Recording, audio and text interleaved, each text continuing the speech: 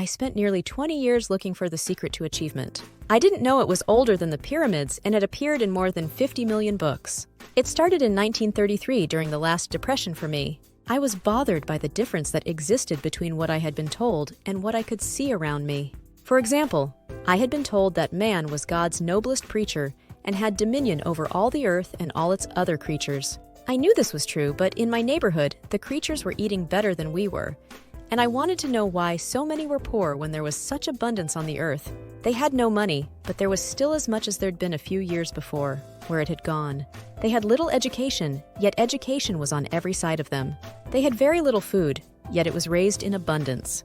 They lived in inadequate and ugly dwellings, yet there were good homes for sale. When it was apparent to me that these people didn't have the answer to the problem, they were good people, but they didn't have the answers. And you know what the answer was? The secret to achievement that I had devoted nearly 20 years to finding?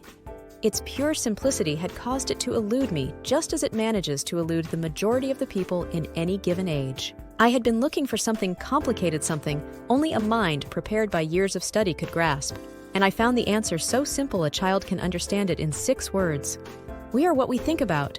Our minds, our thinking controls our destiny here on Earth to a degree totally unsuspected by the great majority of people. When you think about it for a moment, it becomes so obvious, so clear and simple. Well then, if we become what we think about, and if we can control our minds, we can pretty well tell our own future, and that's the point I want to make. That's what I meant when I said earlier that each one of us is the architect of the structure, fashioned by our years. This means that if we're confused about what we wish to become or accomplish, our lives and our environment will mirror that confusion. It also means that if we know what it is we seek, that it must be accomplished except for an act of God or a catastrophe over which we have no control. We as individuals can call our own shots for the rest of our lives. We can know what it means to go through life from one success to another, to play life according to the rules and reap the rewards. We can know what it means to have peace of mind and live calm, cheerful, successful lives. You are at this moment the sum total of your thoughts to this point, for there is nothing else you can be, and 5 years from now you can be and have anything you set your entire mind and heart upon.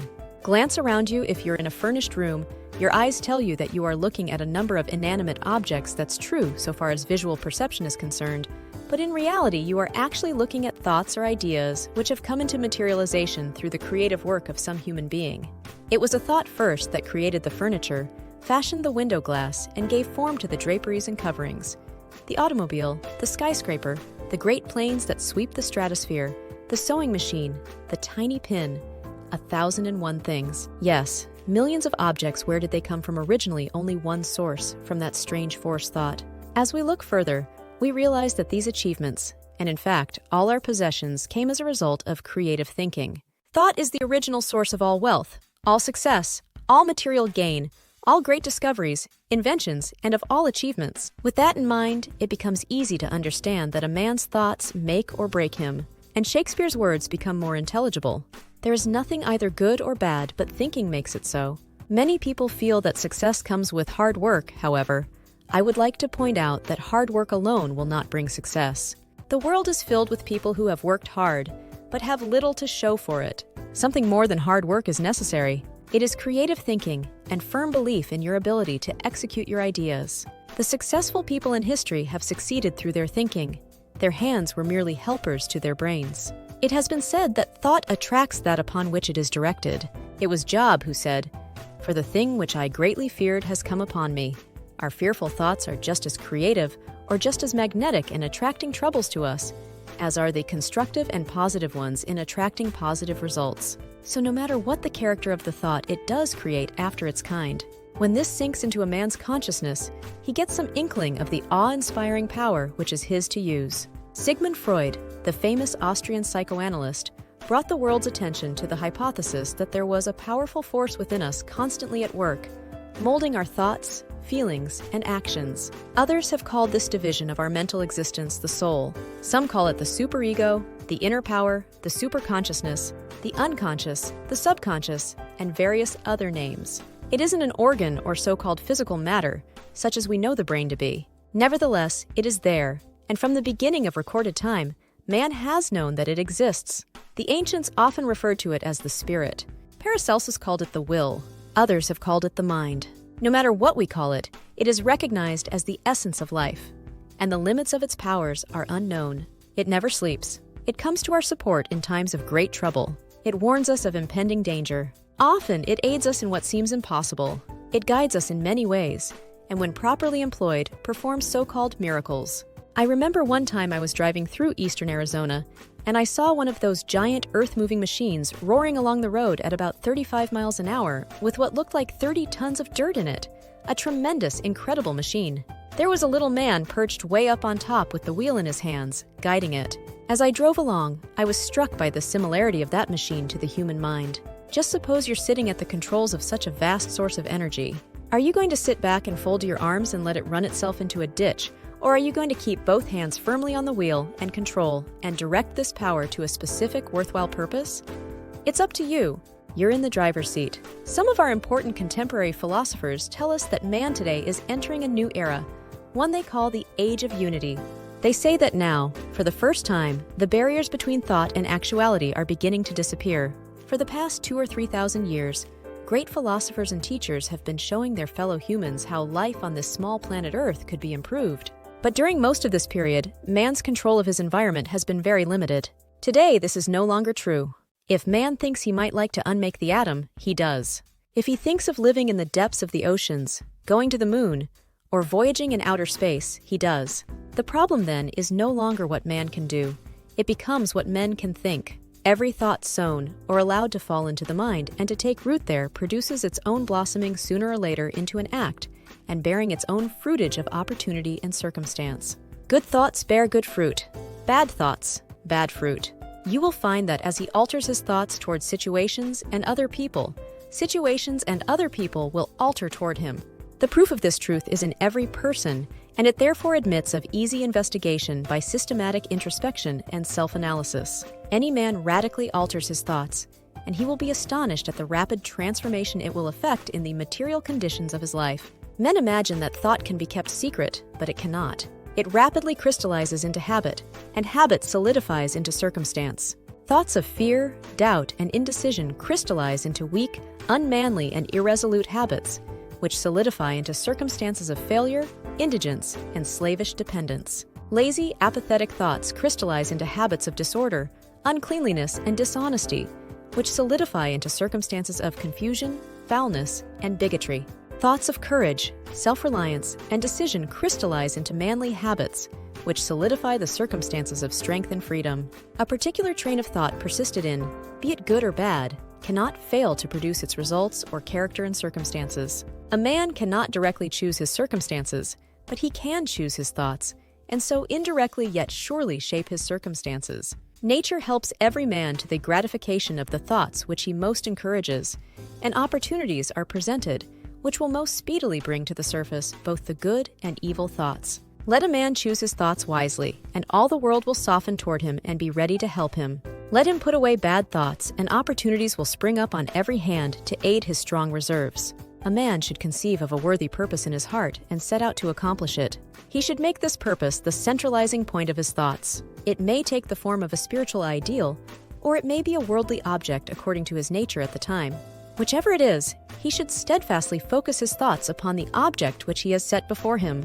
He should make this purpose his supreme duty and should devote himself to its attainment, not allowing his thoughts to wander away into vague and ephemeral fancies. This is the royal road to self-control and true concentration of thought, even if he fails again and again to accomplish his purpose, as he necessarily must until weakness is overcome.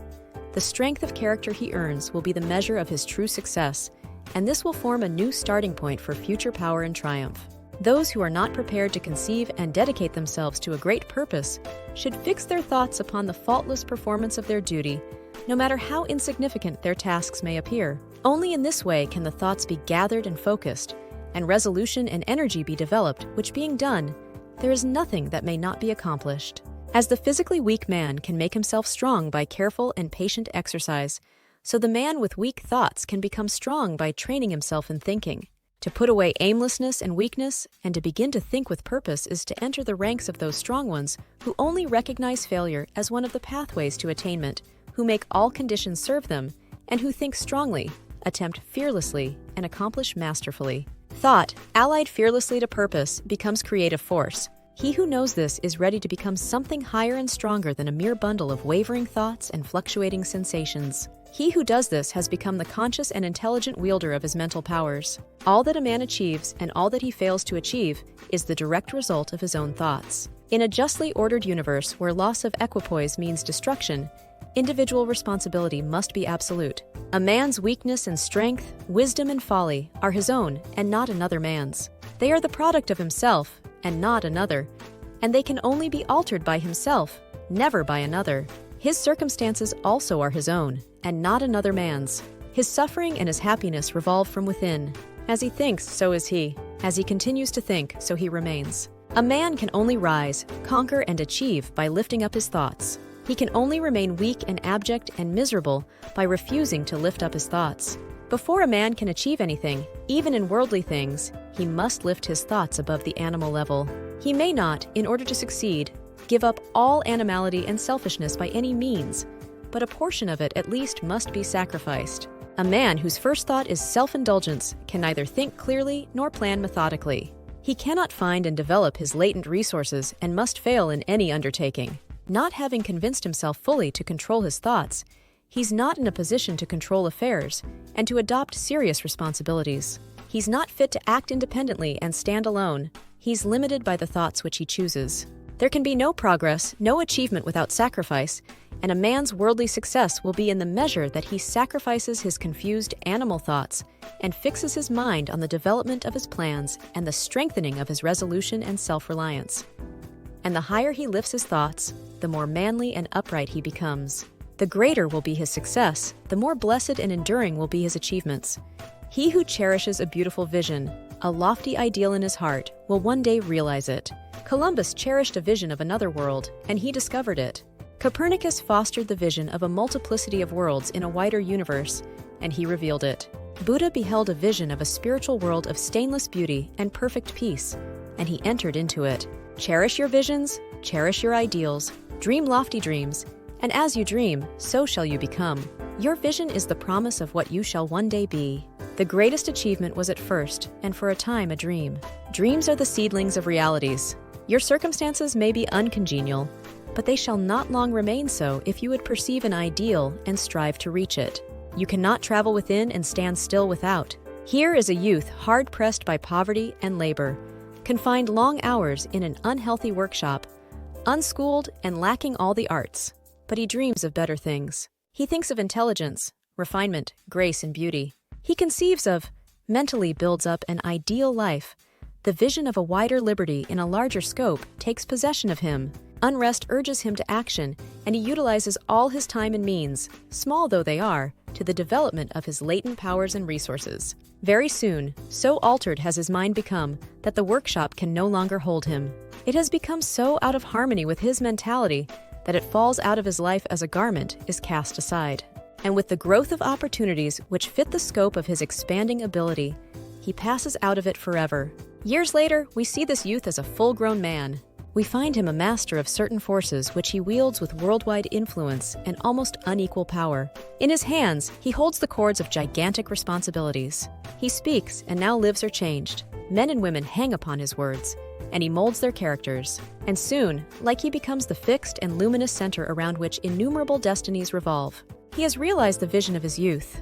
He has become one with his ideal, and you too will realize the vision, not the idle wish of your heart, be it base or beautiful or a mixture of both. For you will always gravitate toward that which you secretly most love. Into your hands will be placed the exact result of your own thoughts. You will receive that which you earn, no more, no less. Whatever your present environment may be, you will fall, remain, or rise with your thoughts, your vision, your ideal. You will become as small as your controlling desire, as great as your dominant aspiration. The thoughtless, the ignorant, seeing only the apparent effects of things, and not the things themselves, talk of the luck of fortune and chance. Seeing a man grow rich, they say how lucky he is. Observing another become intellectually exclaim how highly favored he is, and noting the character and wide influence of another, they remark how chance aids him at every turn. They do not see the trials and failures and struggles which these men have voluntarily encountered in order to gain their experience. They have no knowledge of the sacrifices they have made, of the undaunted efforts they've put forth, and the faith they have exercised that they might overcome the apparently insurmountable and realize the vision of their heart. They do not know the darkness and the heartaches. They only see the light and joy and call it luck. They do not understand the process, but only perceive the result and call it chance. In all human affairs, there are efforts and there are results, and the strength of the effort is the measure of the result. Chance is not. Material, intellectual, and spiritual possessions are the fruits of effort. They are thoughts completed, objects accomplished, visions realized. The vision that you glorify in your mind, the ideal that you enthrone in your heart, this you will build your life by. This you will become.